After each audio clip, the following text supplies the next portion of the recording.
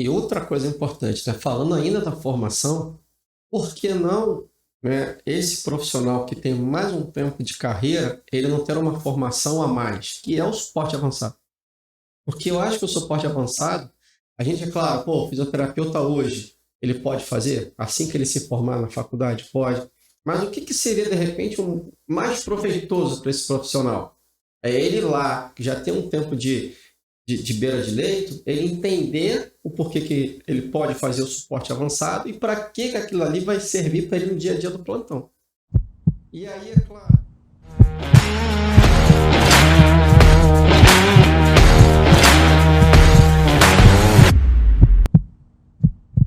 Olá pessoal, boa tarde. Hoje eu tô com uma pessoa especial aqui no nosso Rehab Cardiocast, o meu amigo, Dr. Mariel Patrício, fisioterapeuta. E aí, Mariel, você podia falar um pouquinho mais sobre você? Boa tarde, Léo. É uma grande satisfação estar aqui contigo hoje, né? Podendo participar aqui do Rehab Cardiocast, né? Então, certamente é uma grande, né, iniciativa, seu trabalho, um trabalho grandioso também, que vem aí diferenciar o mercado, né? E certamente, quando você fez o convite para mim, eu já de prontamente, né, não pensei duas vezes, a gente poder falar um pouquinho sobre o caminho percorrido, sobre a urgência e emergência, a entrada da fisioterapia, então onde tudo começou, né? Eu tenho uma formação desde o ano de 2007, né? Tenho aí fazer 16 anos de formado esse ano, e sempre pensando, né, desde a graduação na área de cardiovascular, respiratória, né, que eu acho que a gente se encanta um pouco, né, na faculdade, vendo aquele processo de, poxa, de você se identificar. E eu me identifiquei, assim, no final da faculdade, fui para a clínica escola com isso na cabeça, na clínica escola peguei alguns casos, e aí logo depois de formado, em 2007, eu passei, né, a pensar muito seguindo a área, né, como profissional. Então, a partir daí, o que aconteceu? Eu tive um insight, um start no finalzinho da faculdade com um grande professor, né, que não sei se pode falar? Pode, claro. Professor Guilherme Alves, né? Professor Guilherme, conheci lá na Gama Filho, e na FRJ, né? Na Gama Filho, né? E na FRJ. O professor Guilherme foi um cara assim, que me inspirou muito, acho que inspirou muitos colegas, né? O professor Guilherme, ele deu aula de pós-graduação junto comigo lá na Advance, que era do Carlinhos Azeredo. Carlinhos, né? Grande Carlinhos lá de trás, aquela onde tudo começou, né? A história, né? E aí, Léo, eu, à época, pensando muito, o Guilherme sempre foi um cara que incentivou muito, ele, né, fiquei um pouco próximo dele no final da faculdade. Eu falei, não, vamos embora, vamos pelo caminho. E nesse sentido, 2007, 2009, eu faço minha pós-graduação em fisioterapia e terapia intensiva, e cardiovascular também. Eu faço minha pós-graduação e me aproximo um pouco mais, né, de 2008 para 2009, entrando dentro do hospital para trabalhar.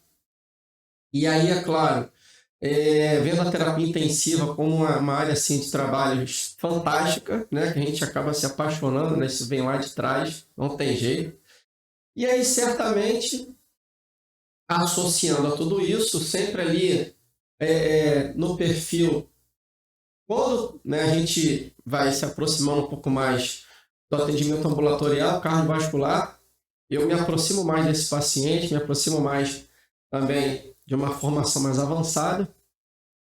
E aí, por volta de 2010, 2012, o que acontece? Eu me adentro, né, dentro de um concurso à época, temporário, da Secretaria do Estado, a antiga FESP, né, que a gente faz aquele curso temporário grande e tudo mais. E aí eu vou trabalhar no Hospital Estadual Alberto Torres, em São Gonçalo. E lá em 2010, eu digo que eu fui formado no limbo da fornalha. Ali a gente começa uma trajetória, uma história importante desse momento que a gente vive hoje, né? Eu, à época, eu tive muitos colegas lá dentro que já, né, o pessoal foi agregando o trabalho, o pessoal foi transformando tudo isso de uma maneira um pouco mais real. E as intercorrências começaram a me chamar muita atenção, né? Pô, intercorrência, aquele doente que chega e descompensa, né? Dentro do CTI, ele começa a descompensar no CTI, ele começa a descompensar no chamado da sala vermelha, né? Ele entra pela sala vermelha, e é claro que tudo isso a gente... Bom, qual é o meu papel, né? E aí esse papel ele começa a ser construído aí. E eu, para poder te dar ciência, né? Falar um pouquinho da minha formação, né? A gente começa a emergência a partir daí. A minha formação, eu sou pós-graduado em fisioterapia, em terapia intensiva e reabilitação cardiopulmonar. Recentemente, em 2021, eu terminei o meu mestrado em Saúde e Tecnologia no Espaço Hospitalar pela Universidade Federal do Estado do Rio de Janeiro, a Unirio, né? E, contudo, dentro dos meus 15 para 16 anos de atuação, eu venho dentro das unidades hospitalares, principalmente hospitais com porta de emergência e grandes emergências no Rio de Janeiro. Então... Como você fala aí, fisioterapeuta na emergência. O que seria a capacitação de um fisioterapeuta para atuar numa emergência? Existe curso de capacitação, existe pós-graduação, existe... Como é que é a formação do fisioterapeuta para atuar numa porta de emergência? Ô, Léo, eu digo o seguinte, cara, a gente, né, desde lá de trás, desde esta época, e eu tenho que mencionar aqui o meu grande amigo, o professor Gabriel Maia, né, que é um cara que escreve essa história junto comigo, a gente sempre falou muito nisso, né? Qual realmente o perfil desse fisioterapeuta? Esse perfil é um perfil que ele precisa se formar, ele precisa se capacitar, porque não adianta de nada você falar assim, não, eu vou entrar na emergência, eu vou lá na intercorrência na sala vermelha, eu vou atender uma intercorrência no CTI. É claro que o dia a dia te ensina, a gente sabe disso, mas você precisa ter formação baseada em evidência, formação que te dá legalmente também esse propósito que é trabalhar na emergência. Então, assim, se você pensar hoje numa formação, você precisa ter minimamente duas, que é importante, e já que legalmente tudo isso já está sendo apresentado, né, desde 2019. Então, hoje, o suporte básico de vida é uma formação essencial, eu digo que é uma formação base, né? Básica para todo fisioterapeuta. Para todo fisioterapeuta. Não só da emergência. Aquele que atende em casa, ele tem que ter o conhecimento de suporte básico e saber que esse suporte tem que ser reciclado. Sim. Senão, é aquela coisa, se a gente não treina, a gente não faz. Vai chegar na hora e não vai fazer. Então, o suporte básico é para todo fisioterapeuta. Sim. E o suporte básico, Léo, na verdade, eu falo que não é nem só para o fisioterapeuta, como para todo profissional de saúde que está dentro de uma área de complexidade, o colega que está na residência, aquele paciente que ele está vendo dentro de casa, de repente ele pode vir a ter um grau de descompensação, né? Além, é claro, do suporte básico, hoje, né, o fisioterapeuta ele alcança um marco importante na formação, e foi a implementação da formação no suporte avançado de vida. E eu te conto essa história porque a gente fez parte, né, do grupo de trabalho que, com a resolução 509, que é a resolução hoje legal que reconhece a área de atuação do fisioterapeuta para atuar em urgências e emergências, à época, né, nós estivemos pensando, né? Eu e o Gabriel, quando nós estávamos sentados para poder escrever isso, também junto com todo o grupo, a gente pensou, bom, por que não o suporte avançado? Já que o suporte básico todo profissional de saúde pode ter, por que não o profissional de nível superior, fisioterapeuta, também não pode ter a formação? O profissional que já está na ponta, que já tem aquela experiência, né? E a gente fala muito isso. É importante que o profissional que tem um suporte avançado, ele saiba para que ele vai ter o suporte avançado. Ele já está na ponta, ele já está assistindo, né? Ele já está ali dentro de uma experiência de trabalho E a formação avançada vai abrir a cabeça dele e o leque de todo o processo que existe dentro do suporte avançado. Então, assim, extremamente importante é o suporte avançado. Quando a gente fala nessas padronizações, que são todas americanas, o americano gosta muito de padronizar para diminuir os erros, né? Então, quando você fala lá, vamos padronizar a RCP, a ressuscitação cardiopulmonar, com tantas massagens, para tantas ventilações, ou se tiver 2 socorristas, ou tiver um socorrista só. Essa padronização é sempre dessa forma, foram melhores resultados, então cria-se um protocolo. Por exemplo, o ACLS seria o suporte avançado de vida em cardiologia, ele também vem para padronizar. Então, vamos lá, droga tal, tantos ml para tal intercorrência. Droga tal, tantos ml para tal intercorrência. Então, o que acontece? Fica protocolado. Então, o erro são mais difíceis e dessa forma foi que conseguiram o melhor resultado. Então, por que não um fisioterapeuta não saber como é que é essa padronização? A padronização é para qualquer um que esteja treinado a fazer para executar. Então, quando você reconhece, se você sabe reconhecer uma alteração de um ritmo cardíaco, você vai chegar, não, olha, esse paciente está em TV.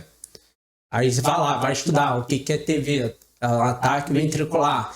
Ele está consciente ou não está consciente? Aí todos esses protocolos vão dizer, se está consciente, faz tal coisa. Se está inconsciente, tal coisa. Se está com uma fibrilação, uma FV, uma fibrilação ventricular, como é que está? Faz tal coisa. Está respondendo ou não está respondendo? Paciente com assistolia, está respondendo ou não está respondendo? Então, é tudo padronizar para minimizar, minimizar os erros, né? Então, quando você padroniza, por que não o fisioterapeuta não pode fazer? Se ele sabe olhar um ritmo cardíaco, até uma equipe chegar, às vezes quantas vezes você no CTI, tinham lá 2 médicos de plantão e tiveram 3 intercorrências? E aí, como é que faz nesse caso? Se você não treinou a sua equipe, né? Sim, e na verdade, Léo, o que acontece? Quando a gente insere o ACLS na resolução, a gente pensa na formação desse profissional que está na ponta, porque ele, ao reconhecer uma parada cardiorrespiratória, ele sabe como intervir, né? E além, é claro, de toda a equipe multidisciplinar que está ali próximo, ele sabia identificar e falar, cara, tem que fazer tem que chocar o paciente, tem que analisar esse ritmo, esse paciente é ritmo chocável, esse paciente não é ritmo chocável. E a equipe trabalhar junto. Quantas e quantas vezes, eu falo isso, que às vezes às vezes a gente tem uma equipe onde alguns profissionais são mais experientes, outros são menos experientes. E eu com meus 15 anos, 14, 15 anos de emergência, eu sei hoje como é que eu vou fazer no reconhecimento de uma parada cardiorrespiratória, como essa parada ela deve ser conduzida. Às vezes é difícil falar, mas o fisioterapeuta sabe conduzir uma parada cardiorrespiratória, por que não? Se ele for treinado, se ele puder treinar, lógico que ele vai saber. Quantas vezes, Léo, eu falo isso de cadeira, quantas e quantas vezes, não querendo depreciar, mas quantas e quantas vezes eu já vi profissionais, colegas médicos que tinham deficiência, tinham uma dificuldade de conduzir, a gente vai junto. A gente traz a equipe para a próxima e fala assim, poxa, cara, ó, é um ritmo tal, precisa fazer um choque. Não é ritmo tal, não, vamos embora. E o tempo?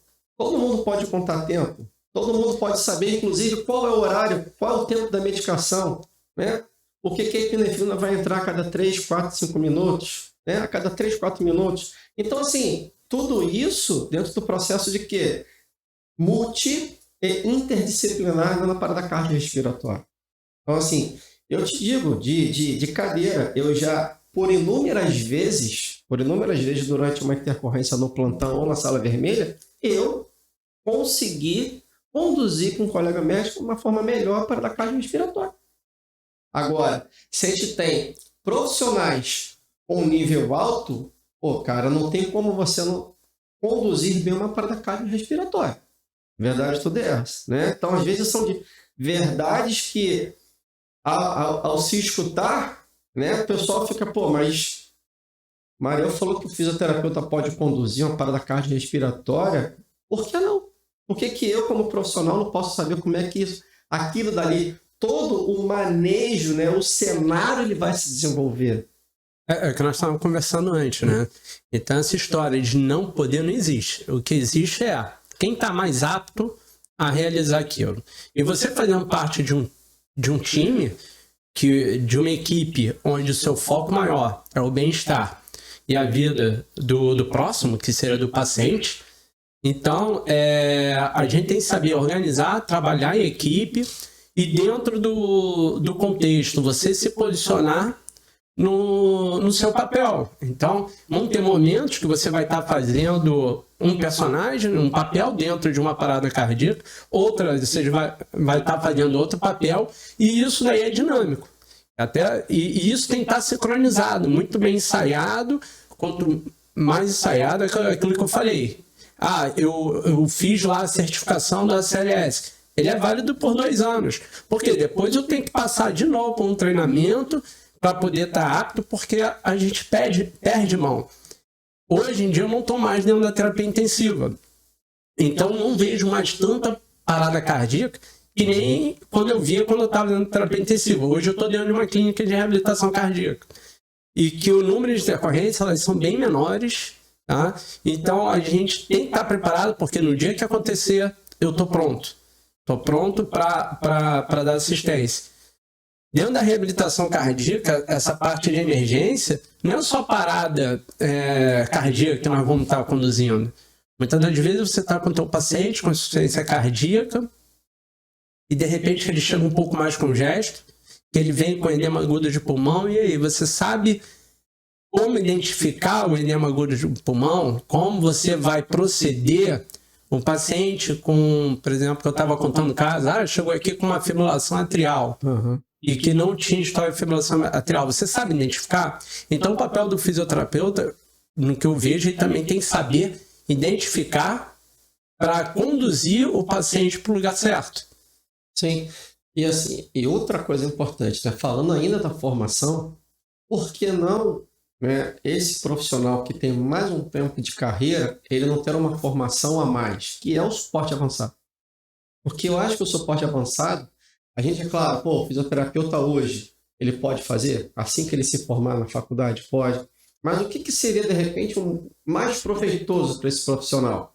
É ele lá, que já tem um tempo de beira de leito, ele entender o porquê que ele pode fazer o suporte avançado e para que aquilo ali vai servir para ele no dia a dia do plantão.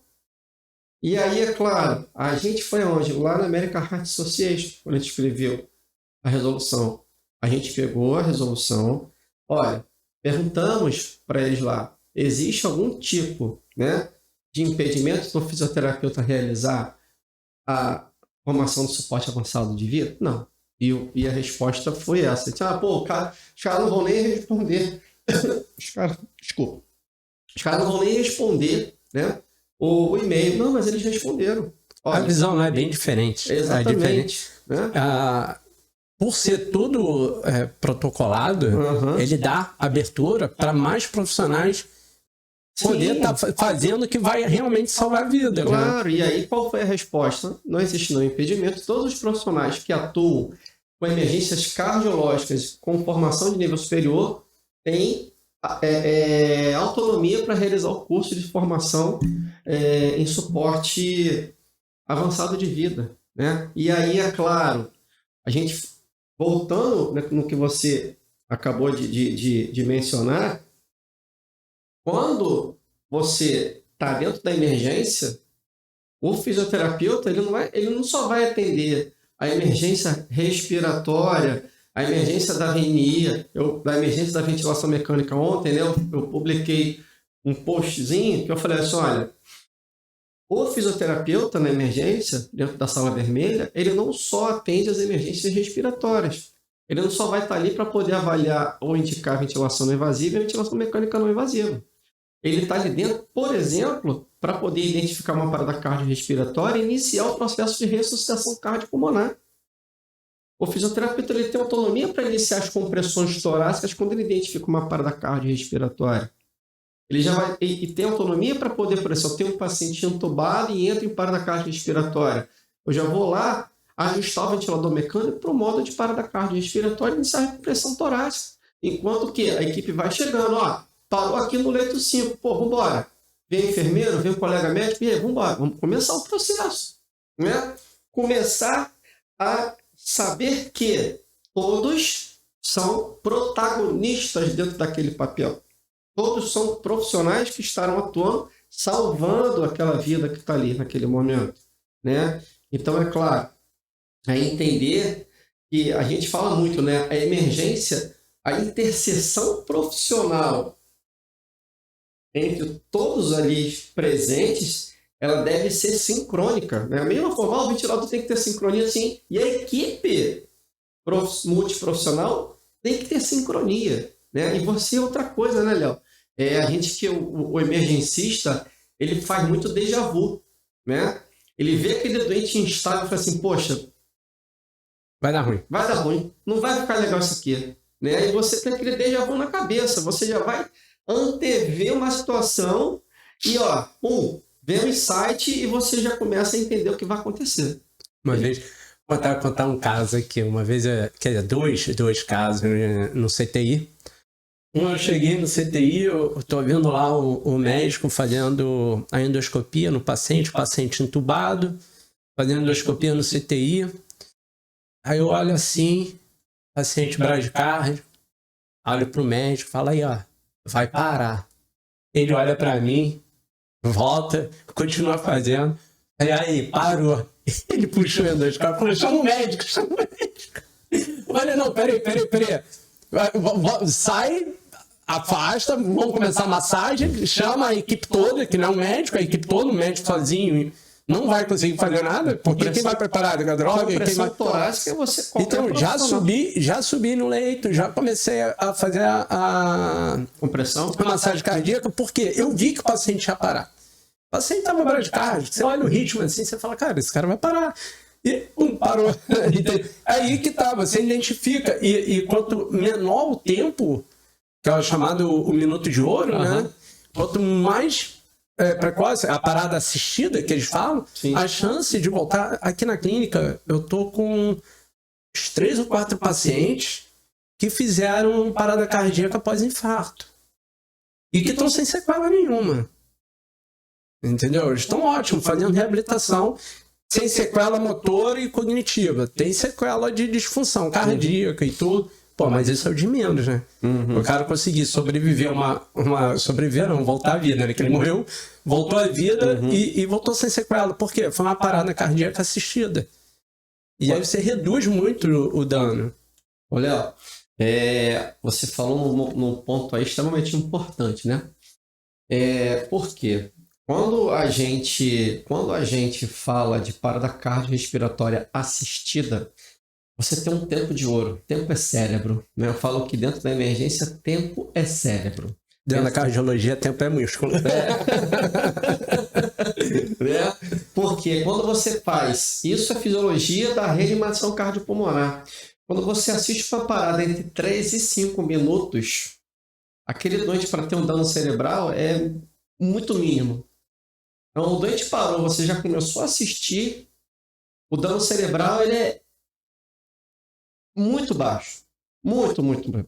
É claro, imagina, você não vai deixar uma parada cardiorrespiratória acontecer e você não assistir. Não, isso é aquele profissional não está treinado num simulador de tórax, como fazer a massagem cardíaca, como deprimir os 5 centímetros, o ritmo que você vai estar, cara, não vai ter sucesso. Então o profissional tem que estar treinado a como fazer aquilo. Sim, é o primeiro profissional que vai chegar. Às vezes é o médico, às vezes é o fisioterapeuta, às vezes é o enfermeiro que vai chegar ali e vai precisar fazer as manobras, iniciar. Sim, e aí, Léo, tem um negócio importante, né? A gente fala que a formação, o plantão te ensina, ok, né? Mas se você não tiver todo o treinamento, né, de forma que o treinamento ele vai melhorar a tua assistência, não adianta nada só o plantão te ensinar. Porque você vai, muitas das vezes, realizar uma compressão torácica de forma errada e você não sabe que está realizando uma compressão torácica de forma errada. E aí, é claro, quando a gente fala lá no retorno do tórax, na profundidade da compressão torácica de 5 a 6 centímetros, que é o preconizado, segundo 2020, o último guideline, né? Na verdade, essa atualização ela aconteceu em 2015, de procedimentos de condutas dentro da parada cardiorrespiratória, né? Então, você precisa entender que é necessário, importante e é extremamente importante que o tórax retorne. E que o tórax tem que ter profundidade de 5 a 6 centímetros durante a compressão torácica. E manter a frequência de 100 a 120. E que você precisa comprimir o tórax de 100 a 120 compressões por minuto. Tudo isso é ciência. Porque você precisa deixar o teu ventrículo esquerdo novamente cheio para você bombear. Para você levar sangue para a carótida, para o dano cerebral não ocorrer. Então, assim, é entender que não é mecânica, é cientificamente necessário. E né, se chegar, não, que eu vi um vídeo mostrando como é que faz, que eu vou meter a mão e vou fazer. Não vai, não vai.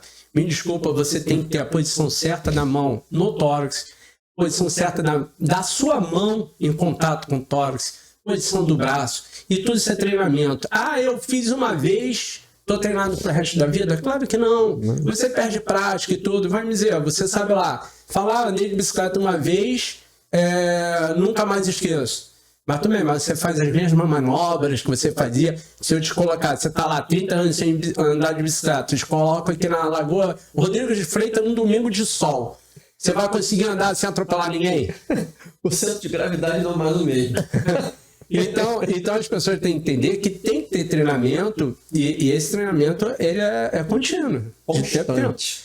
É constante. Então, meu trabalho terapêutico mesmo assim, tem que ter. Tem que ter porque às vezes você cai naquela mesmice e acaba fazendo automático sem pensar e algumas coisas você tem que pensar, né? Eu te digo uma coisa, cara. Quantas e quantas vezes eu já vi colegas, enfermeiros, médicos, fisioterapeuta, realizar compressão torácica e eu ficar ali do lado do livro e falar assim, meu Deus, olha só, o cara acaba de realizar compressão torácica. Eu falei, pô, pode te dar um toque? O que você acha de fazer assim, assim, assado? Ih, tá querendo me ensinar? Não, cara, eu tô querendo que você faça uma compressão torácica melhor e você vai ter um desfecho melhor nessa parada cardiorrespiratória. E aí, a próxima vez que ele entra, ele com certeza vai realizar uma compressão torácica melhor. Não, isso está dentro do protocolo, tanto do BLS como do ACLS, discussão do caso pós-ocorrido. Uhum. Que aí vai... O debriefing, né? O debriefing, vai chegar lá. Foi feito correto?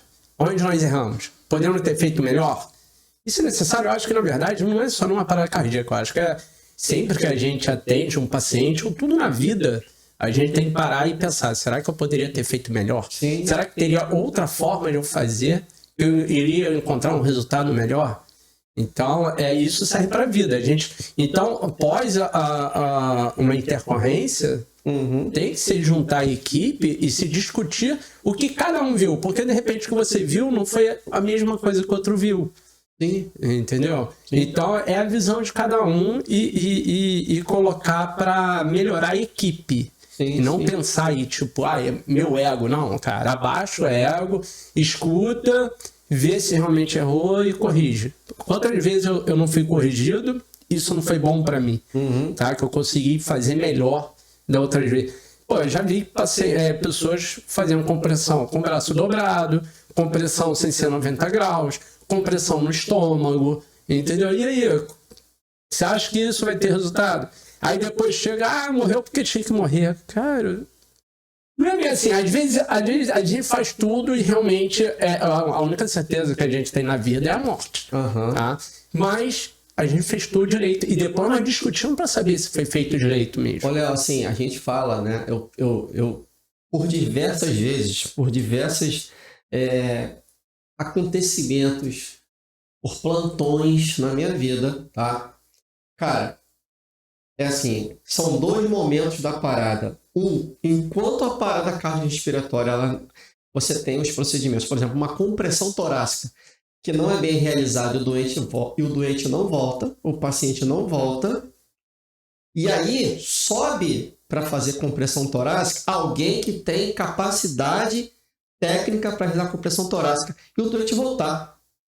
Eu já passei por isso. Oxigenar melhor, várias as vezes. Venoso, várias as vezes eu não tô querendo aqui, né? Mas não. Mas por várias as vezes eu subi no doente, eu subi no paciente para realizar compressão torácica e o desfecho da parada ter sido diferente. E nós estamos falando da massagem. O que eu acho que é muito importante que as pessoas não falam é a ventilação. Paciente hiperventilado numa parada cardíaca, você reduz o retorno venoso e reduz a chance desse paciente voltar. A pessoa pega um ambu, vai ambuzar, aperta o ambu todo, aperta com uma frequência absurda, não sabe fazer. Isso aí eu aprendi lá com Carlinhos Azeredo, tipo, qual é a frequência respiratória que você está fazendo no ambu? Qual o volume corrente que você está colocando para dentro do paciente? Para entender qual o volume minuto para saber se você não está fazendo uma hiperventilação no paciente que não deve ser hiperventilado, senão você vai reduzir o retorno venoso e diminui a chance dele ser reanimado. Hoje, o American Heart Association ele tem falado muito da ventilação. E a importância da ventilação numa parada cardíaca não fazer em excesso. Porque senão você não vai contribuir com a reanimação do paciente. E eu te digo mais, Léo, assim, por diversas vezes a gente, ensinando, a gente quando está dando aula, a gente quando está treinando as equipes, porque eu faço isso, eu treino equipes também, não só de colegas fisioterapeutas, mas alguns outros colegas também participam nos treinamentos, em unidades hospitalares e tudo mais. E aí, quando você vai colocar o cara, dar um ambu na mão do cara, você precisa entender que quanto mais pressão você coloca, mais volume, muitas das vezes você coloca um volume excessivo, você aumenta o quê? Pressão positiva. Se a gente for pensar em efeito de pressão positiva, dos efeitos cardiovasculares, qual é? Diminuição de retorno venoso, diminuição de débito cardíaco, correto? Aquele sangue ele não vai chegar como ele tinha que chegar. Outro ponto importante, você hiperventila, você faz aumento de área de estômago, aquele abdômen ele super distende e, consequentemente, você não tem um retorno venoso de forma adequada. E o colega fica ali, apertando o ambu e rápido, não sei o quê. Não! Ventila! Conforme você ventila, conforme a gente ventila fisiologicamente, E aí você, inclusive, durante a ventilação com o teu paciente, onde você precisa ventilar de 5 a 6 segundos, você oferta o oxigênio de uma forma melhor, você não hiperdistende o abdômen do paciente e você não oferece risco a ele com redução de retorno venoso e débito cardíaco. E aí a galera precisa ter essa consciência, Não é só ventilar, não é só pegar um ambu e apertar. Eu já fiz experiência com cabeça de intubação. Você pega um ambu, você vai ventilar o paciente intubado e tal. Quando você aperta o ambu muito rápido, você vê que o ar vai direto para o estômago. Então, qual é o fluxo? Fluxo laminar, meu filho. Fluxo laminar para você preencher a via aérea. Fluxo laminar quer dizer a compressão do ambu é lenta. De 5 a 6 segundos. Não, você está falando que é uma compressão a cada 5, 6 segundos. Isso quer dizer uma incursão respiratória de 10 a 12 incursões por minuto. Esse seria o ideal. E lembrar, respeitar o tempo ins e ex. Sim. Tá? Então vamos lá. 10, 6 segundos. Você coloca 2 insuflando, você tem 4 fazendo a expiração, entendeu? Então, você tem 2 segundos. 1, 2, soltou. 1, 2, soltou. Então, você não precisa. Sem contar, se aperta forte, você aumenta a resistência de via aérea. Esse ar não chega lá no alvéolo, muitas das vezes é expelido pela válvula Popov do ambu. E o ar não entra. Então, tem que se tomar muito cuidado de como ambusa. E eu fico preocupado, e por isso que eu trouxe você aqui, eu incentivo muito as pessoas a trabalharem na cardiovascular e metabólica. Sim. Então, nós temos hoje muitos profissionais que estão migrando da terapia intensiva para cardiovascular e metabólica, trabalhar em ambulatório. legal, nós estamos vindo já com pessoas que têm uma base de intercorrências em terapia intensiva, migrando para cardiovascular metabólica. Só que agora já tem gente vindo direto para fazer cardiovascular metabólica. Então essas pessoas têm que entender que precisa de um treinamento específico para intercorrências que possam acontecer dentro de um âmbito de uma clínica ambulatorial de reabilitação cardíaca. É entender que é fundamental o fisioterapeuta identificar, quando eu digo identificar, é entender que aquele paciente, por que ele está bradicárdico, por que ele está taquicárdico, por que está hipotenso, por que está com ritmo irregular, saber ler um eletrocardiograma. Muitas das vezes a gente tem que saber rodar um eletro, não estou pedindo para laudar não, mas se der algum problema, se você identificou, está com suspeita de uma intercorrência no paciente, cara, pega o eletrocardiograma e roda. Faz o eletrocardiograma no paciente, vê a alteração e depois encaminha para o médico, para o hospital. Se quiser pegar, estou na dúvida, bate hoje em dia é tão fácil, bate uma foto, manda para o WhatsApp, manda para um colega cardiologista e pede ajuda. Não tenha vergonha de pedir ajuda. Tá? A fisioterapia cardiovascular metabólica, ela pode funcionar sem a presença de um médico, mas o fisioterapeuta ele tem que estar qualificado para isso, tá? Para identificar. Às vezes o paciente nem faz a intercorrência na clínica, ele vem já com a intercorrência e quando ali você identifica e fala, hoje nós não vamos fazer, estou te encaminhando para um hospital, você vai procurar uma emergência do hospital.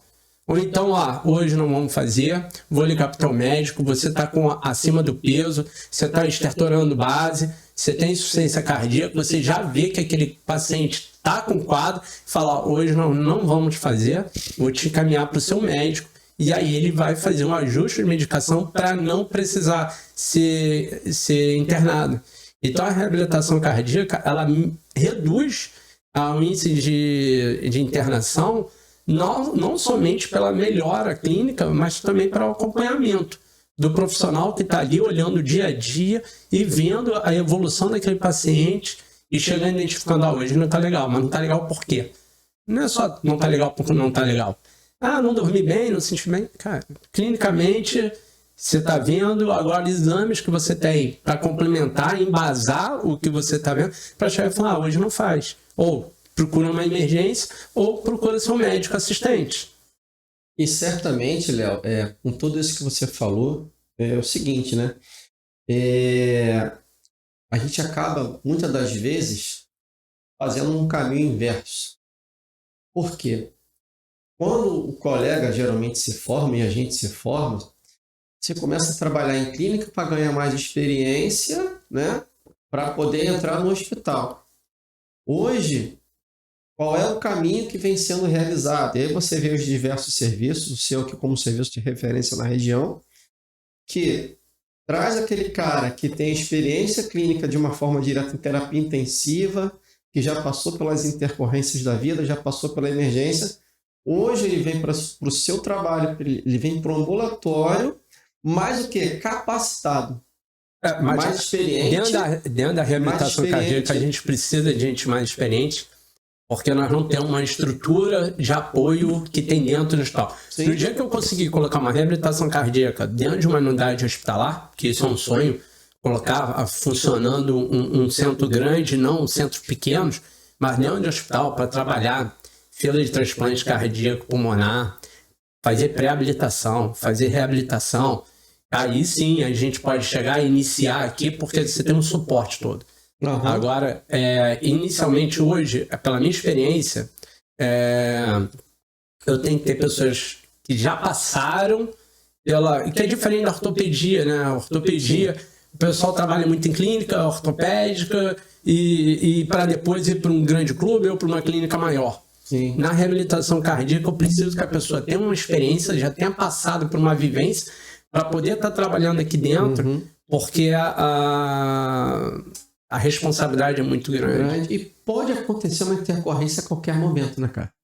E quando você pensa em intercorrência a qualquer momento, né, quem é esse profissional que vai estar ali junto com aquele paciente dentro dessa intercorrência. Não, então, entender que intercorrência não é só uma parada cardíaca. Não.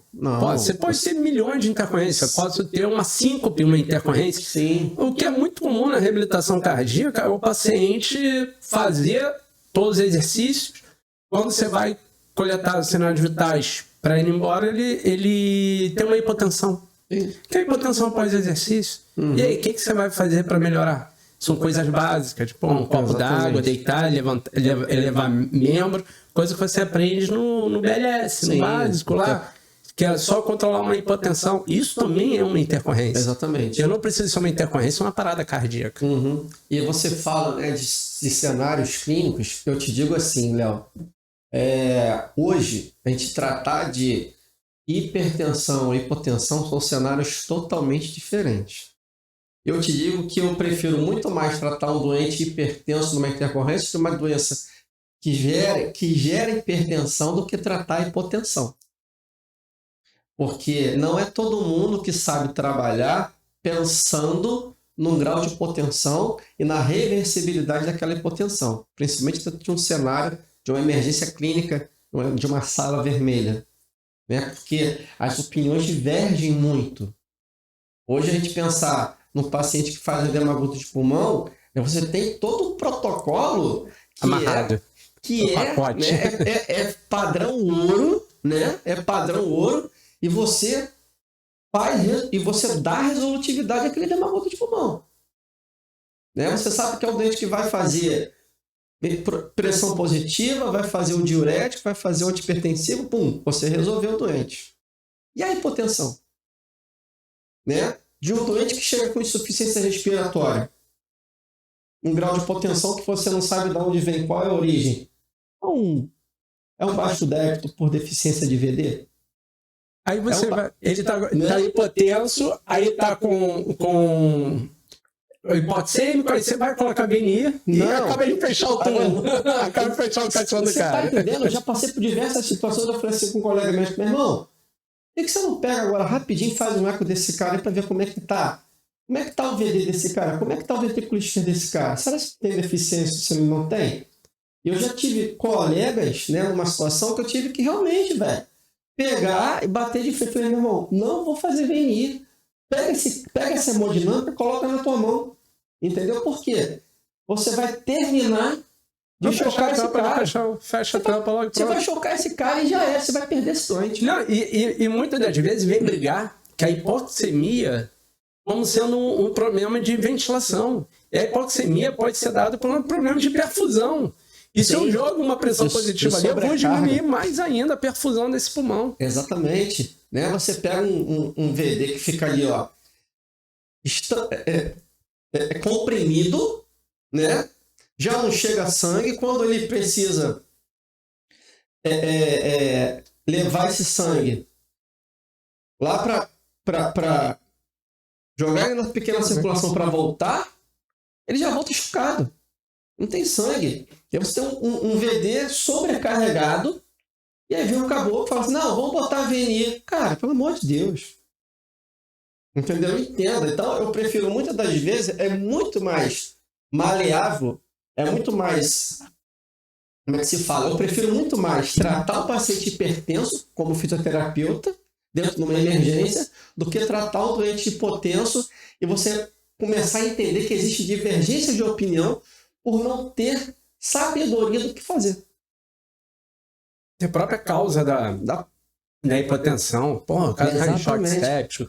E até o chefe fala, cara, o cara tá muito grave, não é VNI, vamos entubar. Exatamente. É melhor entubar. Ah, mas eu fiz fisioterapeuta fazer VNI. Não. Eu avalio e digo, cara, entubar. Esse cara não é pra fazer VNI. Exatamente. Entendeu? É um doente pra tubo. E é uma eleição. É uma eleição, naquele momento, segura. Tanto para você como fisioterapeuta, como para toda a equipe.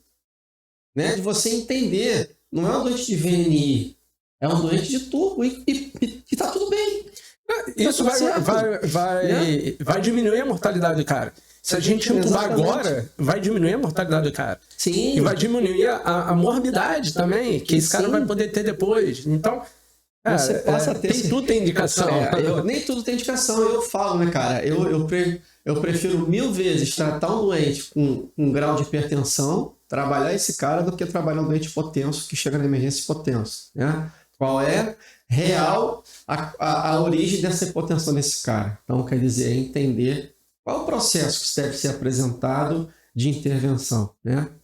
E hoje, inúmeros protocolos, né, dentro das unidades hospitalares para edema agudo de pulmão que dão certo. E quando não dá certo, muitas das vezes, existe uma pergunta que vem de cima para por que não deu certo? Por que esse paciente de edema agudo ele foi entubado? Né? Sim. Entendeu? Vem na hora. Por que esse paciente de edema agudo vem entubado? O chefe de equipe vem perguntar. O coordenador médico, o colega vem perguntar. Por que esse cara foi entubado de edema agudo? Agora, você falando aí, me lembrou, assim, são 20 anos trabalhando, tem alguns casos, né? Me lembrou um caso de um paciente muito querido que chegou aqui para reabilitação e aí chegou para mim e falou: Léo, eu não vinha para reabilitação não, porque eu estava me sentindo mal, eu ia ficar em casa, mas resolvi vir para reabilitação. Aí eu falei: não, tudo bem, vamos aqui no consultório antes comigo, antes de ir para a sala de reabilitação. Quando você entrou no consultório, foi aferir a pressão, sinais vitais, né? Aí, quando eu fui aferir a pressão, urgência de jugular. Edema de membros inferiores. Criptando base. Aí eu falei: cara, mas esse cara não tem história de insuficiência cardíaca. Esse cara, ele estava comigo, além por conta da idade, era uma fibrilação atrial. E aí, quando eu fui medir a frequência cardíaca de 40. Você fala: cara, esse cara tá com baixo débito. O baixo débito não é só hipertensão, é edema agudo e hipertensivo, beleza. Mas você tem um edema agudo por baixo débito. E o que esse cara tava? Tava com uma bradicardia que ele não tinha antes. Pô, na mesma hora, eu conduzi até o hospital. No hospital, de entrar na emergência, eu passei todo o quadro do paciente, a história do paciente. O paciente teve que colocar um marca-passo. Por conta de uma bradicardia sinusal. Que eu identifiquei, é que eu falei, ele estava sentindo mal em casa. Se ele não tivesse ido para a clínica naquele momento, ele tinha morrido em casa. Sim. E aí chegou, você começa a olhar a clínica do paciente, começa a entender, aquilo foi uma intercorrência. Sim. Mas deu tudo bem, porque levamos para o hospital, o paciente fez o implante no marca-passo e continuou fazendo reabilitação cardíaca depois. Tava ótimo.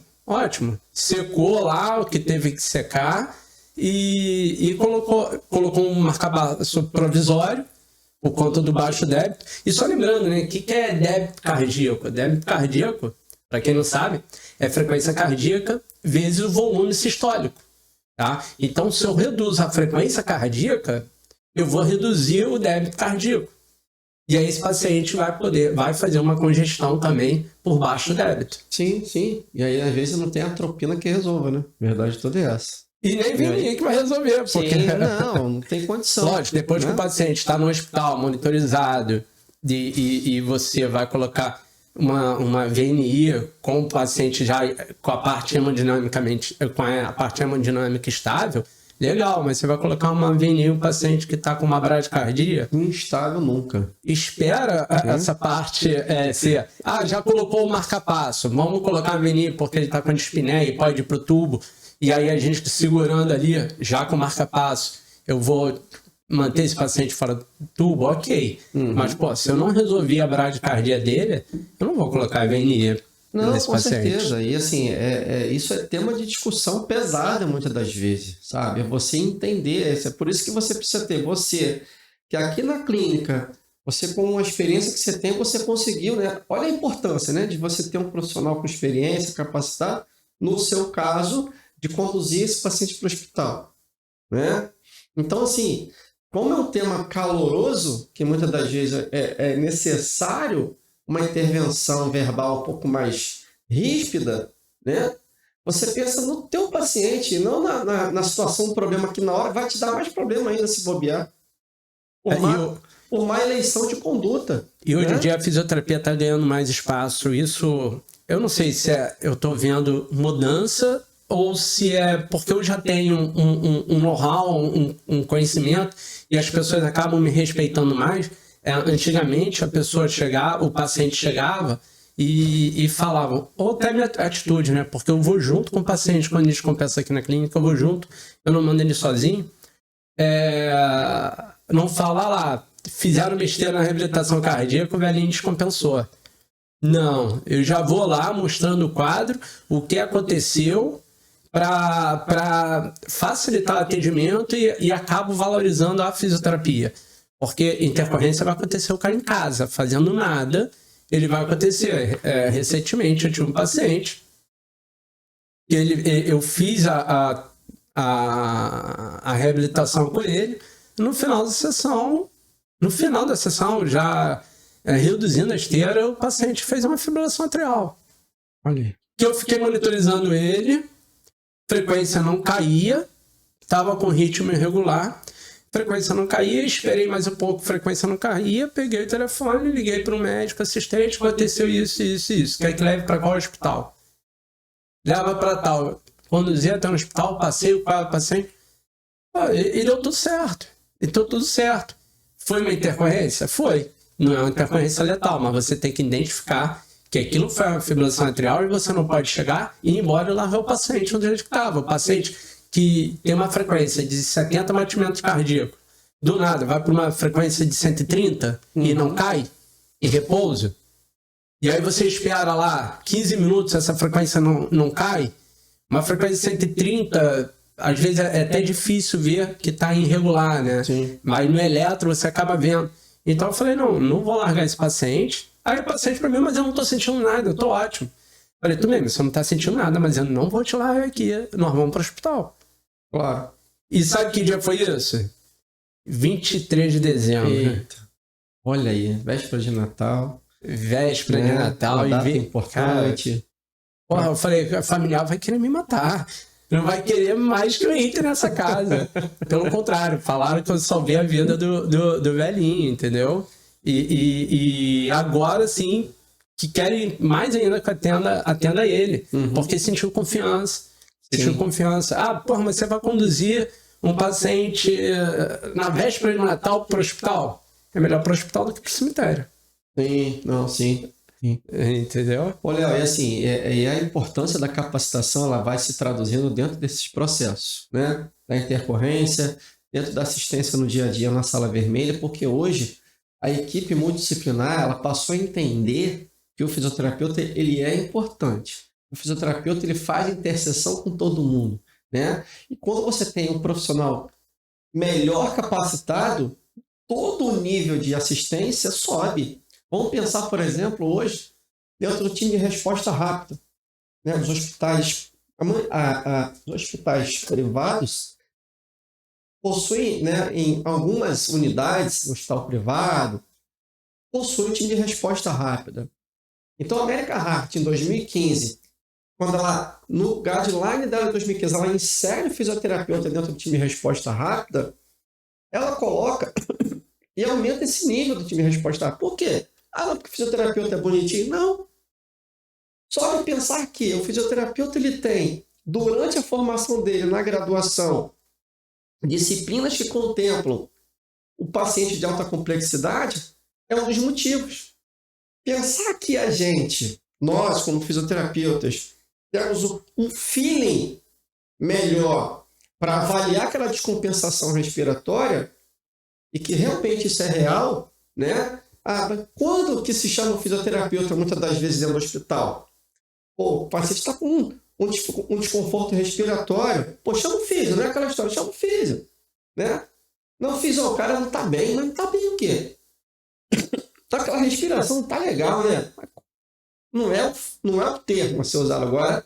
A gente, como fisioterapeuta, vai lá e avalia aquela descompensação. Ou então chega assim, o paciente está com dispneia. Mas tudo bem, dispneia é um sintoma. Não quer dizer nada. 1000 patologias para dar uma dispneia. E aí, quando chegar, vamos avaliar.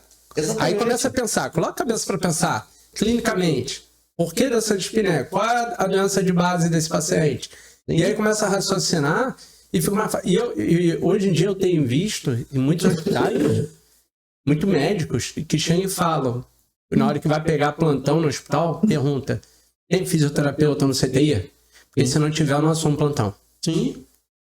Ô, Léo, eu não digo só no CTI não, cara, é na sala vermelha. Hoje, a maioria dos hospitais públicos no Rio de Janeiro, né, com o advento da resolução 509 e o projeto de lei 2942, que insere a gente dentro da UPA, tem colega médico que pergunta, vem cá, cadê o fisioterapeuta na emergência? Cadê o colega aqui da vermelha, da fisioterapia? Né? O cara ele já pergunta, tem? Não tem? Quantas e quantas vezes, antes de nós entrarmos nas UPAs, né, que em meados de 2020 a gente conseguiu o projeto ser aprovado, a lei 2942, quantas e quantas vezes eu recebendo ligações de vídeo de colega enfermeira, de colega médico dentro de UPA, pô, me auxilia aqui nessa intubação, me auxilia aqui nesse ventilador mecânico, eu não sei mexer. E hoje a gente já entra dentro da UPA, né? Hoje a gente já começa a entender que o processo de interseção multidisciplinar acontece já na UPA, na unidade de pronto atendimento. E não é só no Rio de Janeiro, não. E você está falando de UPA, né? Eu estou falando que eu já rodei em ambulância. Ó, rodar em ambulância do SAMU. Olha aí. Porque a ambulância do SAMU, ele faz muita TIH, transferência interhospitalar. Uhum. Tá? Então, eu só contando, cara, assim, eu lá atrás fui socorrista, fiz todo aquele curso do ATLS também, que é muito ligado a trauma. Então, eu dentro da ambulância, eu fazia o papel tanto para a parte ventilatória, como profissional de saúde no trauma. Então, a gente saía com a ambulância, às vezes para socorro em rua, ou às vezes para fazer a transferência interhospitalar. E uma vez eu lembro muito bem, eu fui pegar uma criança, eu não vou falar o nome do hospital, claro, tá? Mas eu fui pegar uma criança na Zona Oeste com uma varicela infectada, estava entubada na emergência. Quando cheguei, a criança de 6 anos de idade. Quando cheguei, a criança toda mal ventilada na emergência, justamente porque aquele hospital não tinha pediatria. E a criança mal ventilada. Já tinham mandado 4 ambulâncias do SAMU, as 4 falaram que a criança estava instável para remoção e não ia remover. Ia sair da Zona Oeste e ia para o hospital na Zona Sul do Rio. É uma distância grande. E aí sabiam que a ambulância que eu estava tinha um fisioterapeuta. E aí mandaram a nossa ambulância para fazer essa transferência. Quando eu cheguei na emergência, criança mal ventilada, a gasometria muito ruim. Eu falei, tem tempo? Vou ajustar aqui o ventilador. Fiz o ajuste no ventilador.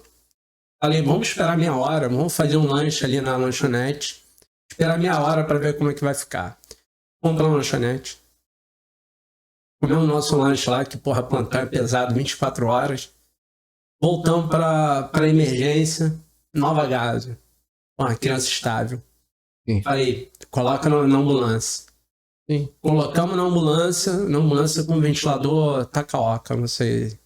No meio do caminho, pegando a Brasil, o ventilador parou. Pega o ambu, começa a ambuzar. Vou ambuzando. Da Brasil até a Zona Sul. Cheguei no hospital na Zona Sul, pegamos direto pro CTI pediátrico. Coloquei a criança, estabilizei a criança no ventilador do CTI. E, cara, não sei se a criança sobreviveu depois, porque tem esse muito problema na emergência que a gente não sabe o desfecho. Sim. Que tem. Até porque você sai de um hospital para o outro, você está numa base do bombeiro para sair. Cara, mas eu consegui levar a criança viva, que ia morrer no hospital. Uhum. Eu consegui levar ela para um outro hospital onde tinha recursos. E, cara, isso não tem preço. Não. Isso não tem preço. Ainda mais uma criança aí de 6 anos. E só conseguimos fazer essa remoção porque tinha um fisioterapeuta dentro da ambulância. Uhum. Então, tem que ver também, rever qual o papel do fisioterapeuta, que ele não pode estar trabalhando junto de uma equipe móvel. Uhum. Ainda mais que tem também a equipe aérea. Sim. Que tá atuando melhor o fisioterapeuta. Cara, o que acontece, né? Isso é muito, assim, isso vem a começar a despertar, né? todo esse momento agora, né, de o fisioterapeuta, quais são as funções num momento como esse? Hoje existe acórdãos, né? Acórdão, Conselho Federal de Transporte Interhospitalar. O fisioterapeuta que vai ao transporte, qual é? Se fala no acórdão. O fisioterapeuta que vai sair na ambulância, ele só vai sair se tiver a necessidade de ventilação mecânica invasiva para esse paciente. Ok, você tem acórdão de Conselho Federal.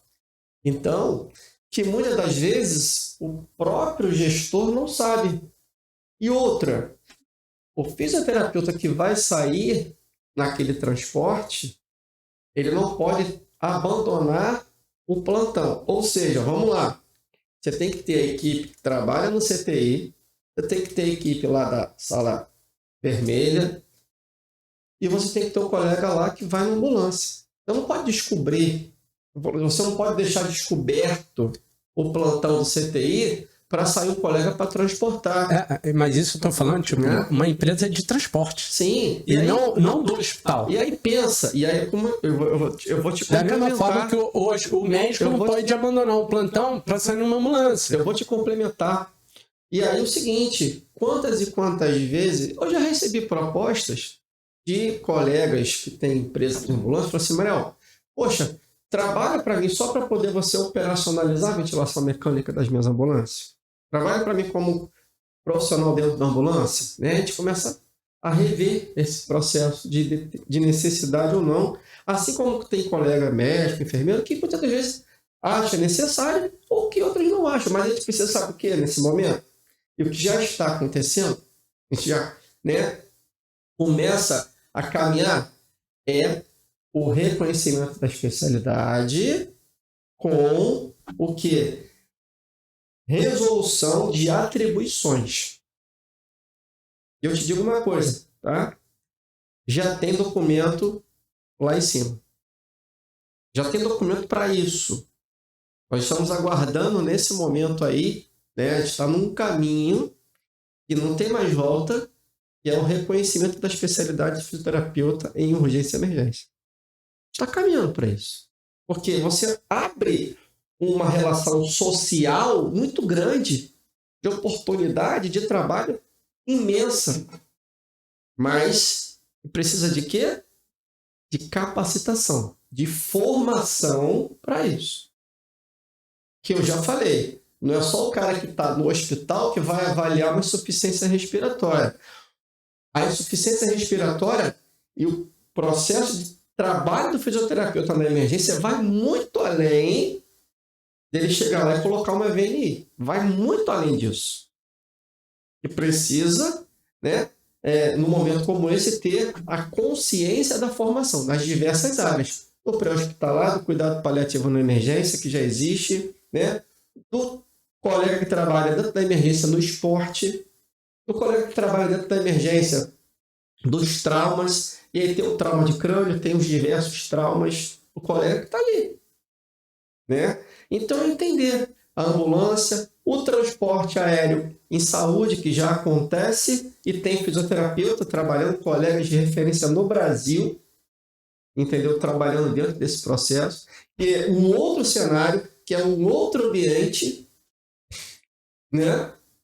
E aí, assim, você amplia o processo de trabalho, você amplia o processo de oportunidade social. E não só falando em termos de trabalho, mas melhora a resposta do paciente. Claro. Entendeu? Você, claro. Muitas das vezes, você chega e fala, não, esse paciente não tem condições de ser transferido. Tudo bem, em alguns casos a gente sabe que realmente não tem. Outros casos até tem, só não tem equipe adequada para fazer aquele transporte. Sim. Entendeu?